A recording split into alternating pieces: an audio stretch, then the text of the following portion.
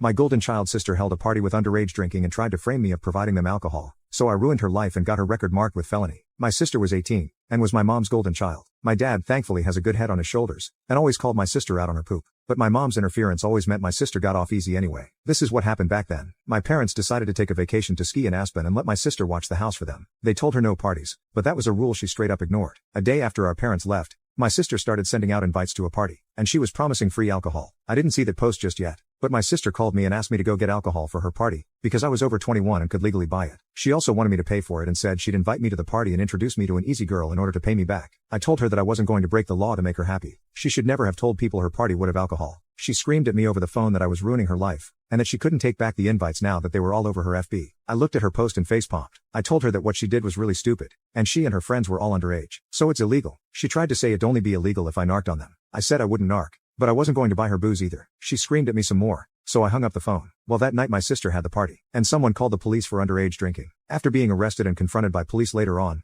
my sister threw me under the bus and said that I'd supplied the alcohol she was using. Turns out she actually broke into Dad's liquor cabinet, and thought it'd be better to frame me for her crime. Police came and arrested me at my apartment the day after the party. They seemed already convinced I was guilty, and didn't really listen to me when I said I was never there, but I willingly cooperated with them. At the station I told them the whole story, and got them to look at my sister's FB post. Thankfully there were a few people there who listened to me, but I still had to sit the night out in a cell while my parents were called. My mom and dad flew back home overnight, and bailed out both my sister and I, but my mom tried to make my dad leave me in jail, because my sister had told them her lies as well. But my dad took the time to talk to me, and look at my sister's FB, so he believed me. This caused a fight between him and my mom. When they got home my dad discovered my sister had broken into his liquor cabinet, and spoke to police on my behalf. My mom however still wanted the blame to fall on me because as she put it the charges were ruining her baby's future. But my innocence was further proven by the fact that I and my car were seen on CCTV when I left work, and when I arrived at home soon after, as the apartment I was living in then had CCTV cameras to watch the parking lot. My car did not move from there for the rest of the day and night. In my sister's story to police I had driven out and gotten the alcohol for her, but I wasn't seen on CCTV in any liquor store in the county, and my bank account showed no transactions buying alcohol. My parents' house also had a camera at the front door, and my car was never seen in the driveway that day.